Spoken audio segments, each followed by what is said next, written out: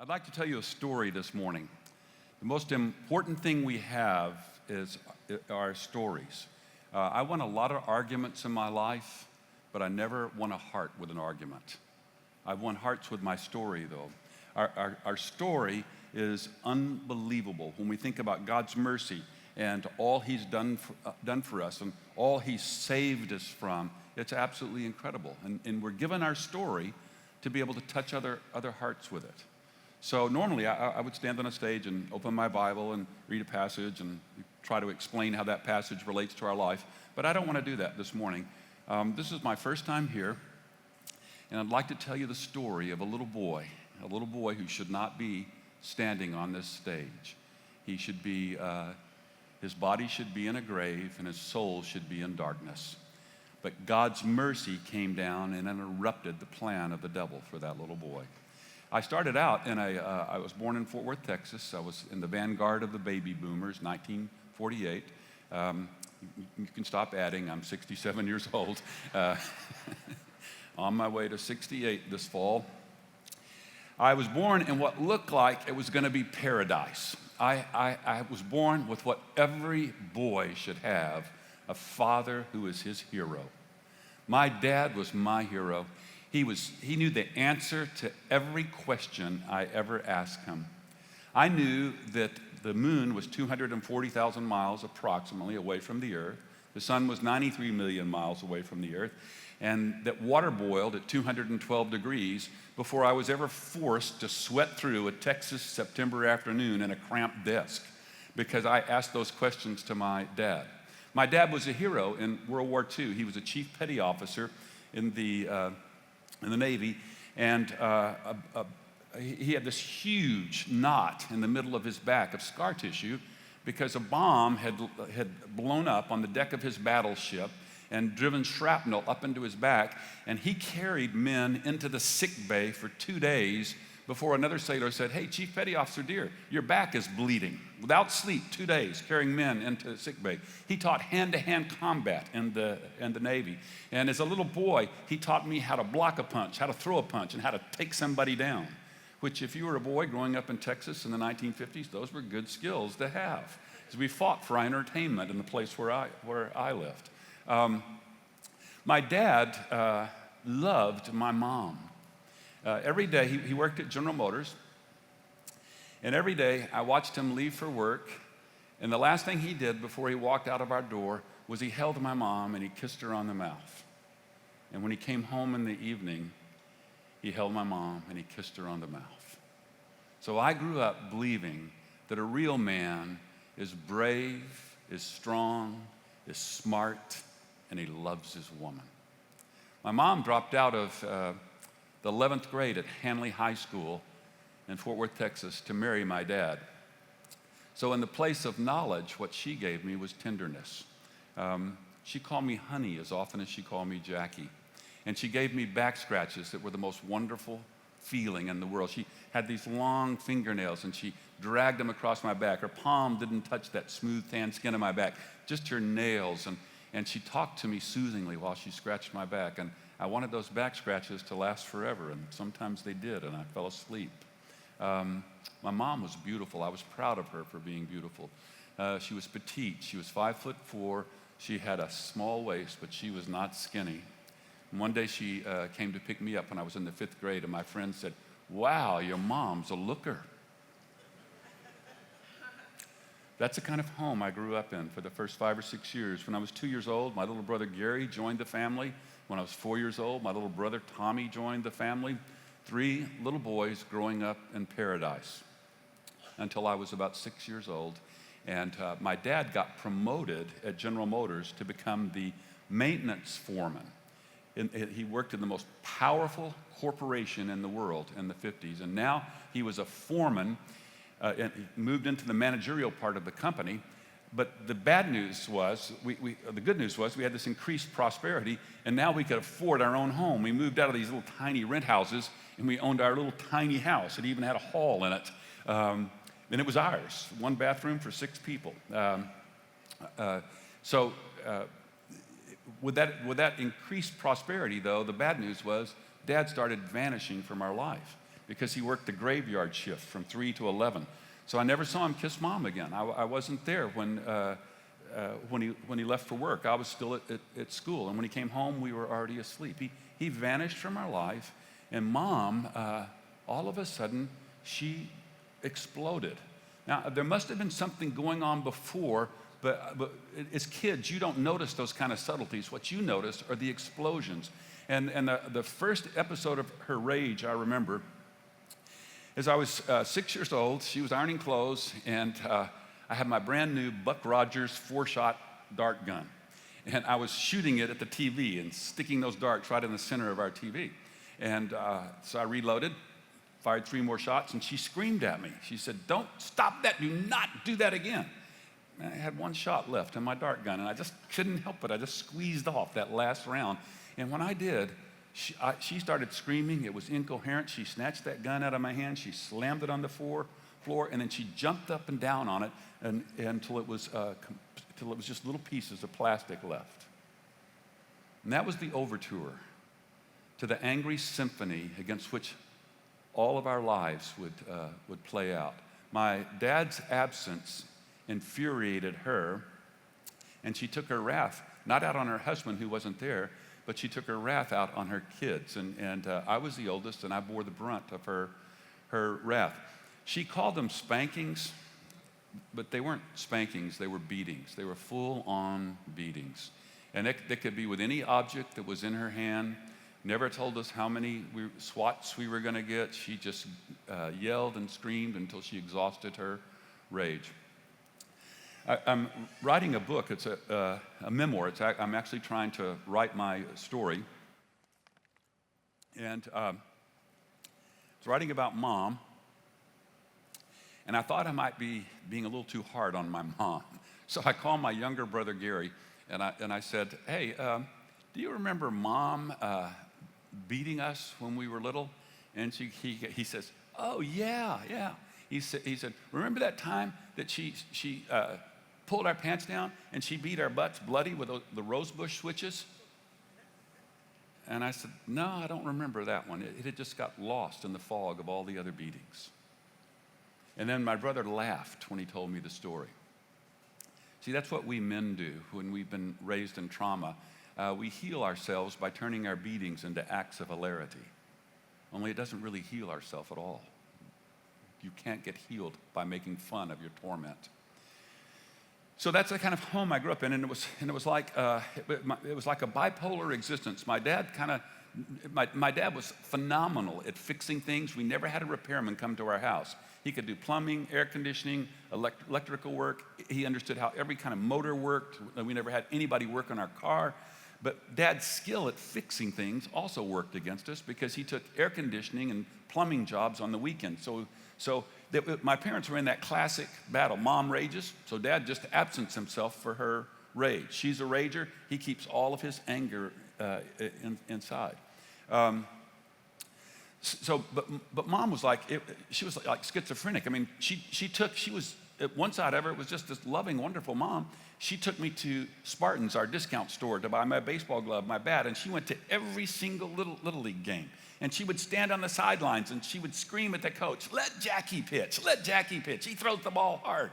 And when the coach didn't pay attention to her, she walked up behind the dugout and said, "You need to let Jackie pitch." So the coach finally gave in to her and let me pitch. And after I walked the first 4 batters, he just glared at my mom. And my mom glared right back. Nobody intimidated her.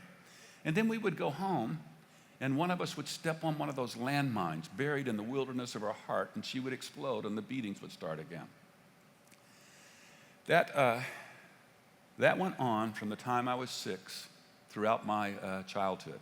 When I was 9 years old, my mom went into the hospital for a complete hysterectomy. And the doctors opened her up, and they found a baby in her womb. So they sewed her back up. It's 1957. They sewed her back up. And the next day, my dad brought me to the hospital. Now, my dad prayed with us. Mom never prayed with us, but my dad prayed before meals. He thanked God before our meals. And then at bedtimes, our dad prayed with us. They were recited prayers, never spontaneous. Now I lay me down to sleep. He taught us that one, and he taught us the Lord's Prayer, our Father in heaven. And so we knew those prayers, and we prayed them at bedtime. But when Dad went to work and he was no longer there at bedtime, we stopped saying those recited prayers. So now I'm in the hospital with my dad, and I see the nurse pull this bandage off my mom, and I see this wound that I can't believe. It's like this huge zipper running, this bloody zipper running the length of her abdomen, and I think, how could anybody survive something like that? And the nurse changes the bandage, cleans it, covers her back up, and my dad takes his hand, grabs my mom's two hands, and places them over her womb. He kneels down beside her bed, and he takes my hand in his right hand, and I kneel beside him on the floor. And he says, please, God, thank you for saving the life of my wife. Now, please save the life of my child. It was the first time I ever heard anybody talk to God. Everything I'd heard before were recited prayers, these words you threw at a faraway God. But when he actually talked to God, this immense presence came into the room. Goosebumps ran down my neck, down my arms, and I shivered. I knew that presence could dissolve me right there or dispatch me to the stars. I had not a clue what it was, but I could feel it. When we got home, the residue of that presence was still on me. So I asked my father, I go, Dad, what do you have to do to get into heaven? It's probably the most important question in the world, isn't it? What do we have to do to get into heaven? There's 7 billion people on the earth today, and I'm sure at least 6 billion of them have the wrong answer to that. Maybe 6.5 billion have the wrong answer to that. Here's what my dad told me when I was 9 years old. He said, when you die, you go up to heaven and you stand before the gates of heaven. St. Peter comes out to meet you, and he brings 2 books. One is a book of all your good deeds, and the other is a book of all your bad deeds. Then he sets scales on the table, and he puts your good deeds on one side, and he puts your bad deeds on the other side. If the good deeds go down, you go up. But if the bad deeds go down, so do you, forever and ever, and you burn in hell. My heart sank when I heard that was how you get to heaven. Mom had already beaten hell into me by the time I was 9 years old. There was nothing wrong with Mom. Everything was wrong with me. She beat me because I was a bad kid, because I was evil. So by the time I was 9 years old, I knew my good deeds would never outweigh my bad deeds. So the best thing you can do is just put God out of your mind, and however many days you get on the earth, just enjoy them. And for me, that meant being bad. St. Peter's scales, that's what the world thinks. That's how the world thinks. Some version of St. Peter's scales. That's how we think you get to heaven. By the time I was about 10 or 11, my dad got promoted to the executive structure in General Motors. Now he's wearing suits to work. My dad was so smart. He didn't have a college education, but the company recognizes the potential in him. He's just 38, and now he's an executive in that company. My mom was so bored with the life she had at home. He never took her out. She got a job selling burial insurance at a company, which made my dad mad. We didn't need that money. Now he had an executive salary. We were on our way to becoming a rich family, one of those families that had carpet in their home and a big picture glass window and a lamp sitting on a table and air conditioning. We were on our way. So we didn't need her money, and it made him mad that she had this job with people, and they came to our house sometimes. They talked filthy and told dirty jokes in front of his kids, and he didn't like that. And so their war just escalated, and the bad news for us was that now that they were both working, we ended up getting left at our grandparents' home. My grandmother, I named her Nani. That was the one place in my life where I felt unconditional love. My Nani loved me. I was her favorite.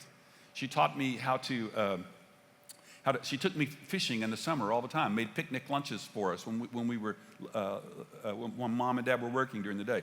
And she taught me how to bait a hook with worms, with minnows. First it was a cane pole, then she taught me how to cast an open-faced reel. She would let me stay in her kitchen in the afternoons, and she taught me how to dice an onion, how to cut up a potato into French fries and fry it in Crisco and garlic salt, how to make tuna fish, and how to roll out pie crust. She taught me to love coffee. I sat with her at her cocktail hour, which was 5 o'clock, and she drank coffee. And so she made a cup for me, which was like an ounce of coffee and 4 ounces of milk and 3 tablespoons of sugar in it. And I became a coffee lover early on. I sat with her at cocktail hour and talked to her. She praised me all the time. And when I was 12 years old, just old enough to see over the steering wheel of her 1960 yellow Fairlane Ford, she taught me how to drive. And she sat right beside me. I let out the clutch, whiplashed her neck, just barely missed a tree in the backyard of the driveway, and she would pat me on the knee and tell me what a great driver I was. Now, as much as my grandmother loved me, my grandfather, whom we call Papa, hated me. He was the first person I utterly despised. He was the first person I remember thinking is an utterly evil person. He was profane. He was a drunkard. He was a womanizer, and he talked about his womanizing in front of my grandma. The only time I ever saw him smile was when he was drunk. And Nani's love for me infuriated him. He absolutely couldn't talk. He never passed up the chance to say something bad about me. The worst beating I ever got in my life was not from my mother. It was from him, and it was brutal. The kind of beating you give a man, not a boy. We had to sit with him when my parents were at work now and gone in the evenings. We had to sit with him in his bedroom in the evenings, and he controlled every single thing in that house except Nani's love for me. And we didn't get to watch what we want, and we couldn't say a word in that room. He sat in his boxer shorts and his underwear, overweight, smoking Riley's, the early version of the Camels, and I absented myself from that room. I went into the living room of their little house. I shivered in the winter because he wouldn't heat it for one person, and I sweat in the summer because there was no air conditioning unit there. And I read 3-4 hours every late afternoon and evening. I read stories about Indians and about buffalo hunters. I learned how to throw knives really well by reading books about the Old West. I read Jack London's Call of the Wild. And then by the 5th grade, I was reading the Odyssey and the Iliad and Norse mythology and other books. I became a lifelong lover of books because of a vile, violent grandfather. And it was important that I become a lifelong lover of books because of the plan that God had for my life. And that's what God does. He'll take the low point of our story and he'll use it to produce something great. So if any of us are at the low point of our story right now, just take heart, because one day God's going to turn that low point into a turning point that's going to drive us deeper into the abyss of his eternal love. That's what he always does with the low points. So that was life, and then it took my parents' war, a violent grandfather, and then Dad finally got back at my mom. He finally won his part of the war. On a Saturday morning, January 21st, 1961, my dad woke up. Mom was at work for half a day. We were at our grandparents' house. And he put some whiskey in his coffee and swallowed some barbiturates, and then wrote an angry note. And he sat down on the couch in our living room. It was the one nice piece of furniture we had, a red couch embroidered with gold threads. And he put a record on the record player, Floyd Kramer's piano piece, Last Date, a really sad piece. And Floyd Kramer was famous for the blues, being able to write music that made you feel low. And this is one of the ones that make you feel really low, Last Date. And he fixed the record player so that song would repeat over and over and over. And then he put a single .22 shell into his childhood rifle. He pressed the muzzle between his eyes, and he left a 34-year-old widow to take care of his 4 fatherless kids.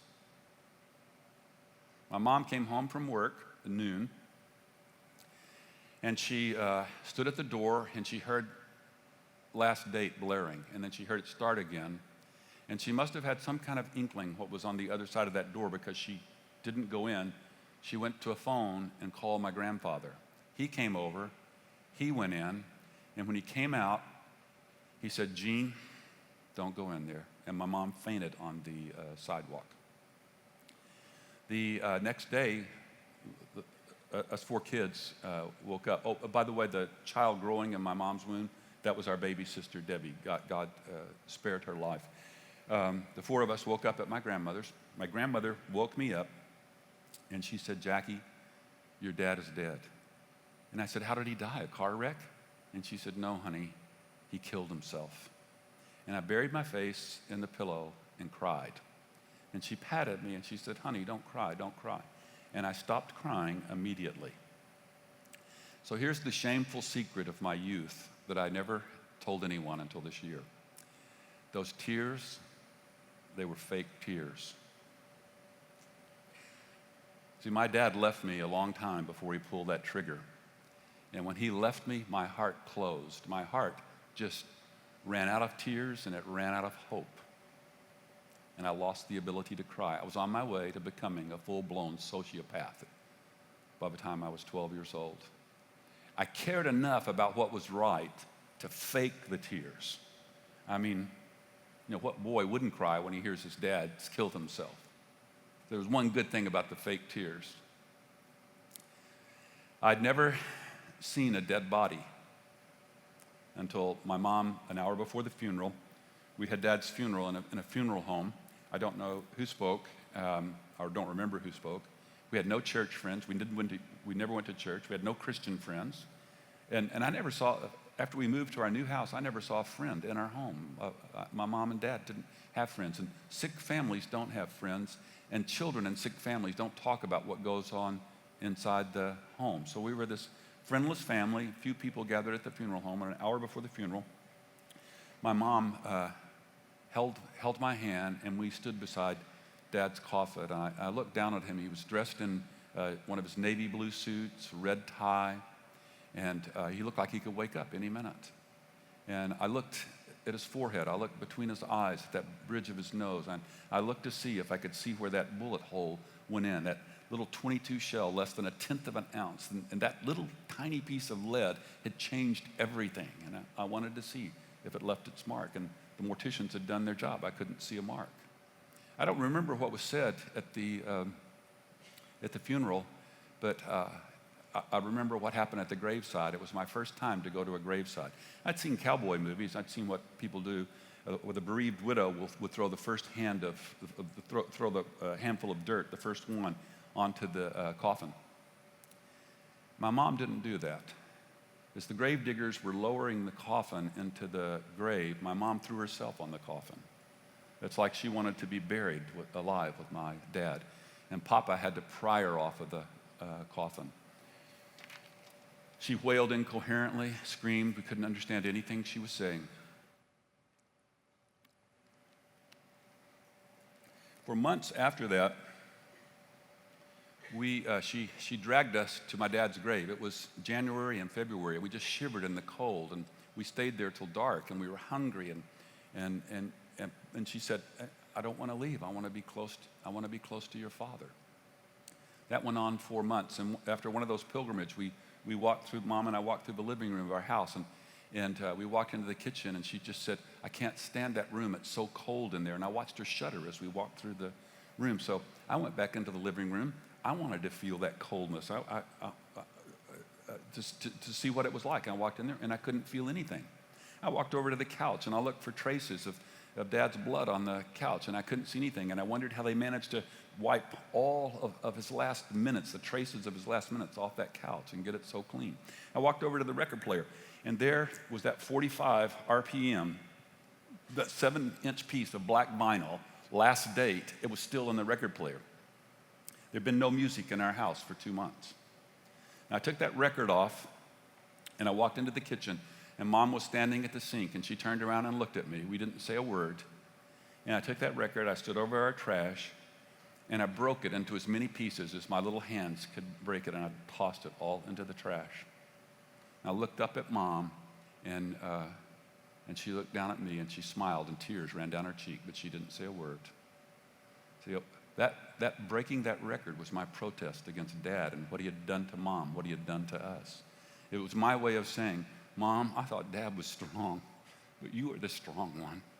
And I'm with you, Mom. I'm with you. I was only 12 years old, but I understood what my dad had done. He had taken that 7-inch piece of vinyl and he had turned it into a weapon to maim my mom for life. And the rest of my life, I would ask questions like this. I would wonder, did he want to maim us too? Did he want to maim me too?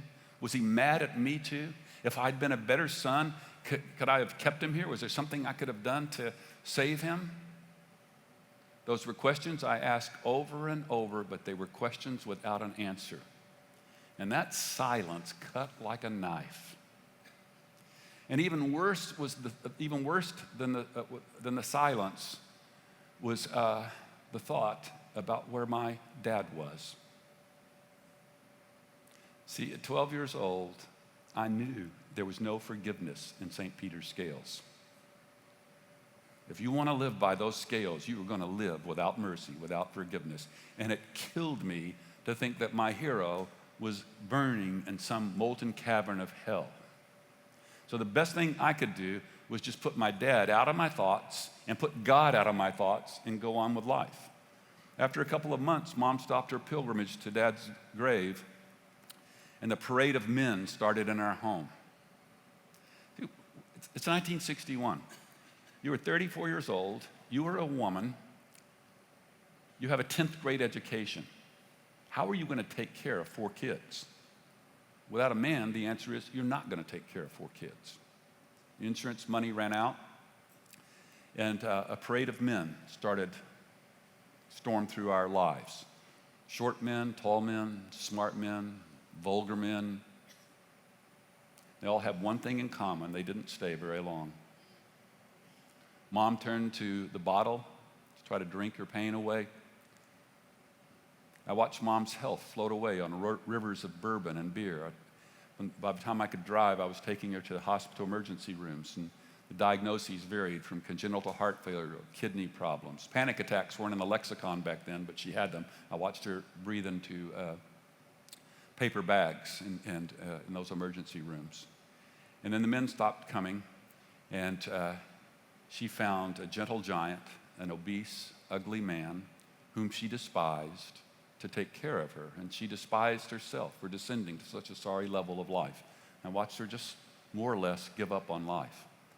So, parallel to that, while Mom was going through her lost while period, I did the same thing. I was 14 years old. I was walking through Hanley Park next to my junior high, Hanley Junior High, and I saw one of my classmates on the baseball diamond. He was at home plate batting, and his father, big 6-foot guy, was standing on the pitcher's mound throwing pitches to him, Tommy Harmon.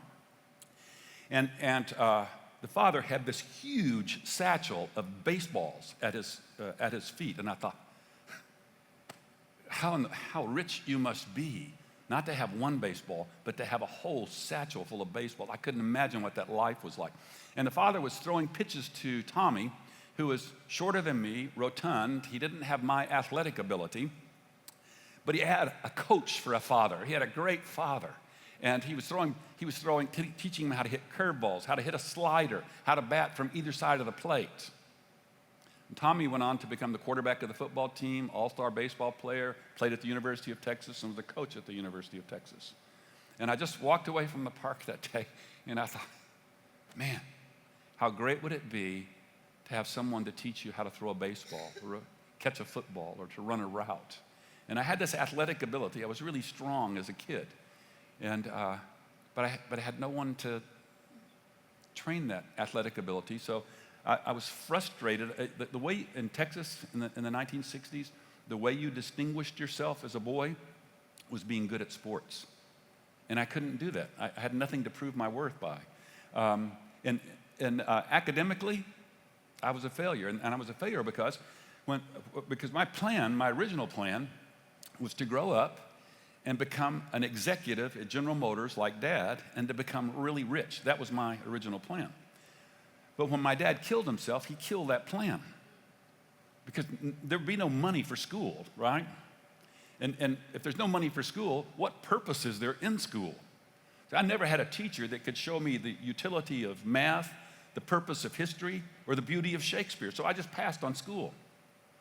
I mean, I flunked typing. How do you do that? I flunked geometry because it was at 9 o'clock in the morning, too early to go to school. My report card was just littered with D's, C's, F's, occasional A here or there.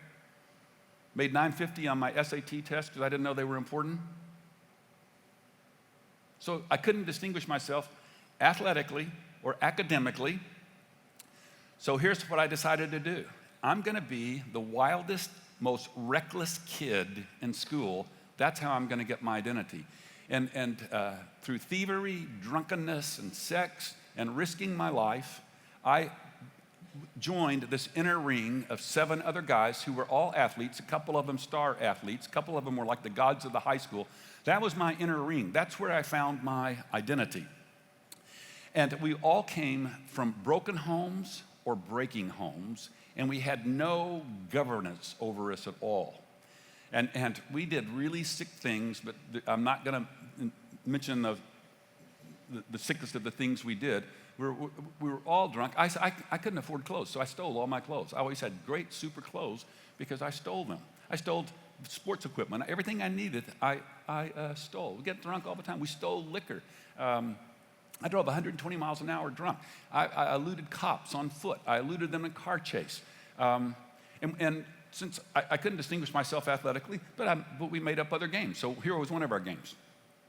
The 8 of us got in a field, and we had 12-gauge shotguns. We were about 80 to 100 yards apart. We all hid behind trees, and then one of us said go, and it was our version of last man standing. So we came out, and we aimed at each other with the shotguns. Now, not straight level like that. We put an arc in the shot. So the goal was not to break somebody's skin. The goal was to just sting somebody really hard.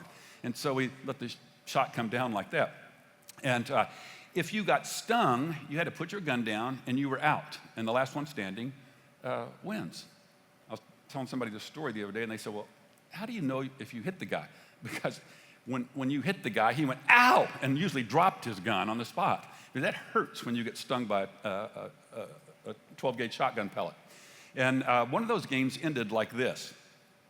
With me and the starting halfback named Les, 20 yards apart, 12-gauge shotguns pointed at his chest, pointed at my head, safeties off, fingers on the trigger, yelling at the other guy to back down, claiming that each of us had won.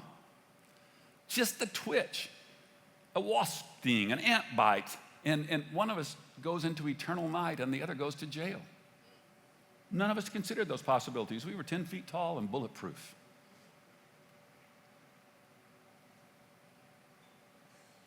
That's how I lived.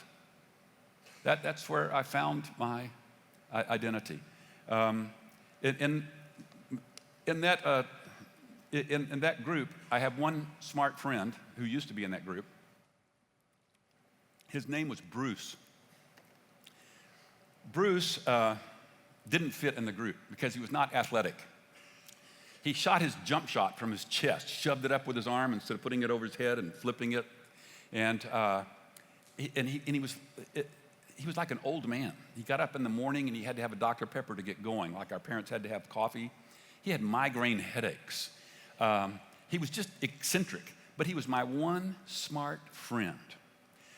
When he was in the 6th grade, he was campaigning for Richard Nixon to beat JFK.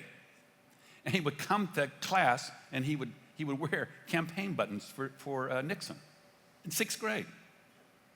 So I went home and I asked my dad, who was still alive then, I said, what are we, Republicans or Democrats? Well, he was a member of the Steamfitters Union, so guess what, we're Democrats. So I go back and I tell Bruce, we're voting for JFK. We didn't vote, but I just said that. And Bruce goes, you idiot, he'll wreck the whole country. And he starts giving me a lecture on economics. But here's why Bruce got to stay in the group. He was the source of our sexual knowledge about girls. Bruce knew more about girls' bodies and more about sex than all of us put together. He had two older sisters who were stewardesses. We didn't call them flight attendants back then, and that was probably the source of a lot of his knowledge. And then he talked about sex with a creative vulgarity that none of us could compete with. I can still remember some of those vulgar metaphors that he used 50 years later. And so that's what kept him in the group. And the other thing was, he was friends with the beautiful girls in school. Maybe it was because he was so eccentric that they liked him, but he would talk for hours on the phone with them, and they would tell him their secrets of their parents. They would tell him about their parents' wars, about their secret crushes, about their changing bodies, and Bruce would relay that information to me sometimes. And that's what kept him in the group. Just before our sophomore year, Bruce chased a blonde named Dixie to a church camp. Yeah, only in Texas, a blonde named Dixie, right? And he chased her to church camp, and he never caught Dixie, but he caught religion. The absolute worst kind of religion. Southern Baptist, hellfire, and damnation religion. Now, Bruce was obnoxious before he got religion, but after he got religion, he took his obnoxiousness to a whole new level. It got him exiled from our group. I mean, permanently exiled.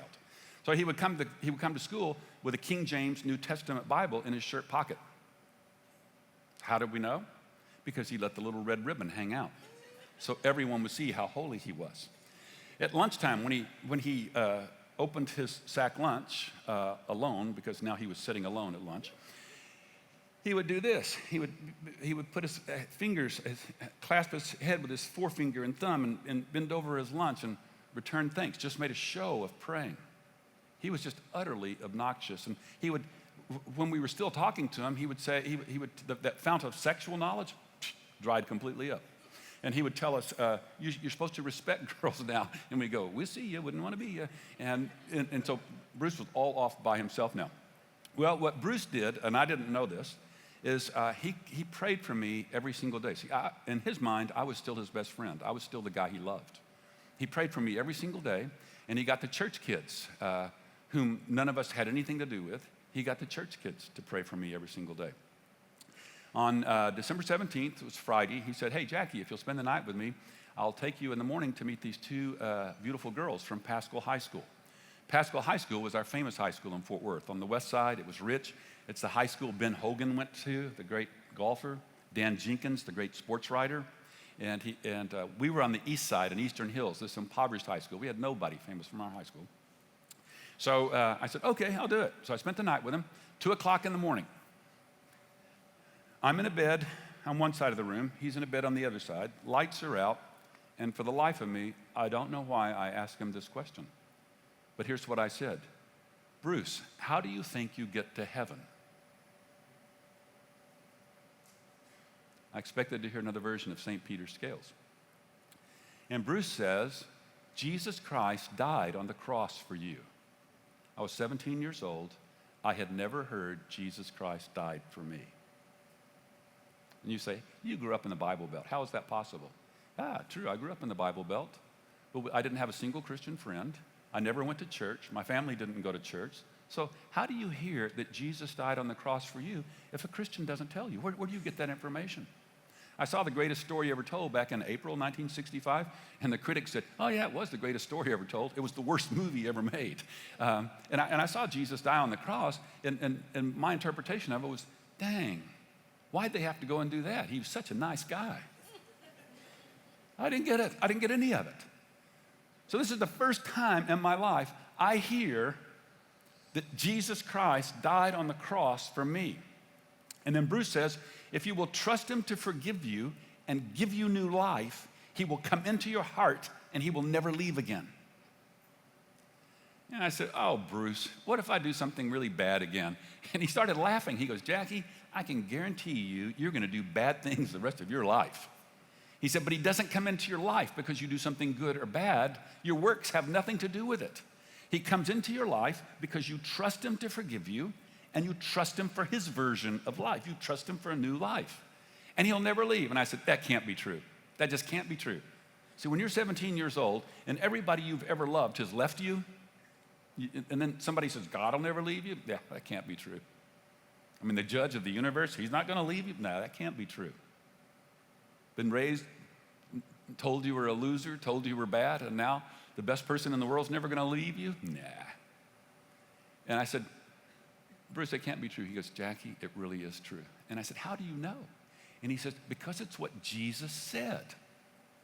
And then I heard my first verse of Scripture. John 10:28. Bruce says, it's what Jesus said. I give my sheep eternal life, and they shall never perish. No one can snatch them out of my hand. I heard my first verse of Scripture, and I was instantly born again.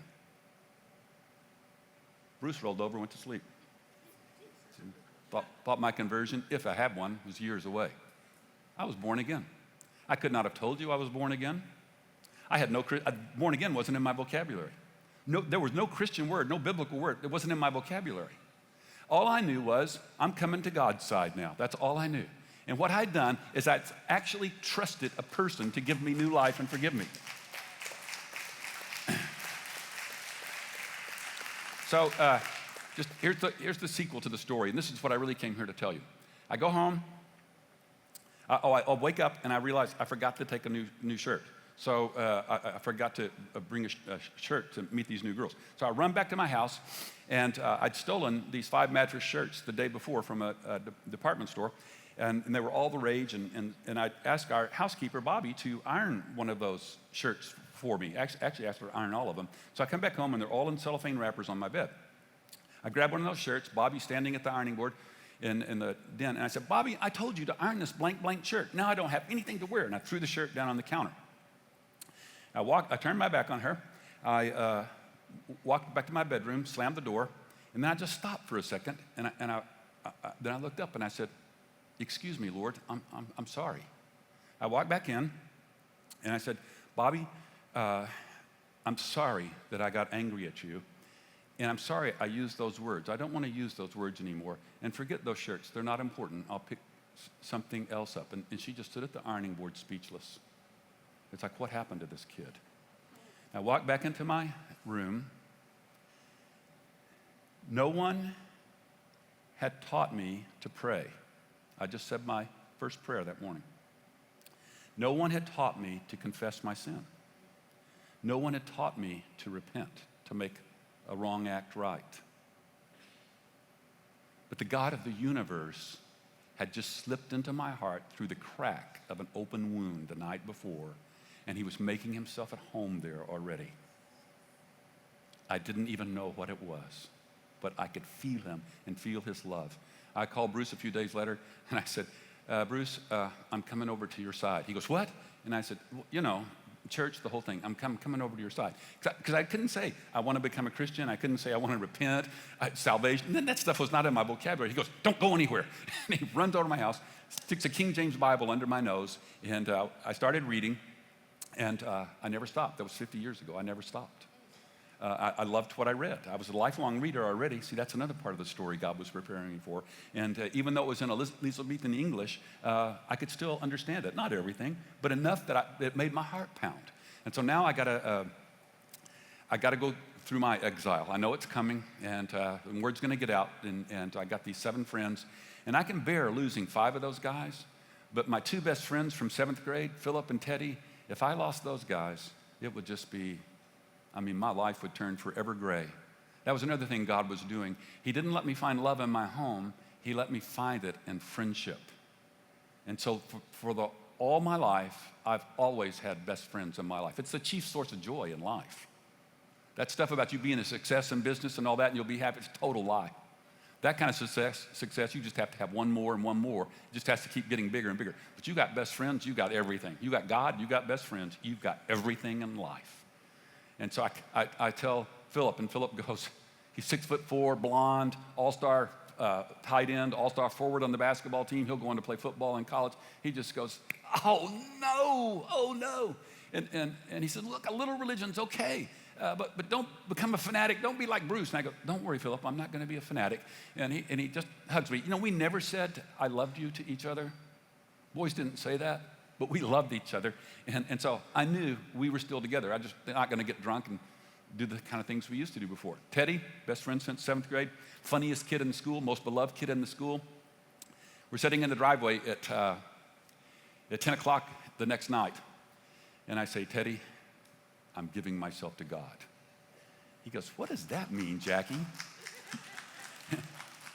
What does that mean? And I said, well, it means no more swearing, no more getting drunk, no more stealing, and no more using girls for sex. Teddy says back to me, that sounds good to me. I was flabbergasted. I mean, it didn't even sound good to me. I didn't know what to say. It was just part of the deal I made with God. Okay, you let me in your kingdom, now I'm going to behave. But I had no clue what to say to Teddy. So I said, I can't tell you how to do this, but I'll get you to Bruce. Bruce knows how to do it. The fount of sexual knowledge had become the fount of theological knowledge now in our lives. So a few days later, before December ran out, Teddy and I kneeled on the floor of my bedroom, shoulder to shoulder, kneeled at my bed, and Teddy traded his old life for the promise of a new life. Both of us fell into the abyss of eternal divine love and had not a clue of the joy to come or the pain to come or how God is going to redeem all that pain. And we were born again into a wonderful life. Now, one last thing. Notice what I'd done. Teddy says, what does that mean, Jack? And I said, no more drinking, no more stealing, no more swearing, no more using girls for sex. I had taken, he will never leave you, and turned it into what you couldn't do. I'd taken the good news and turned it right back into the bad news, St. Peter's scales. See, I was only 10 days old in the Lord when I talked to Teddy, and my experience of God was mainly what I couldn't do, not what I could do. But I told it in love to a person I loved, and God used my distortion of the gospel to birth new life in Teddy's heart. See, our story of our experience of God, no matter how weak we might think it is, when we tell it in love to a person we love, it is the most powerful weapon we have. The most powerful thing about us is our experience of God. Not some argument, but our experience of God told in love. So I just came here this morning to encourage you to learn your story and then pray every day to tell it to someone in love.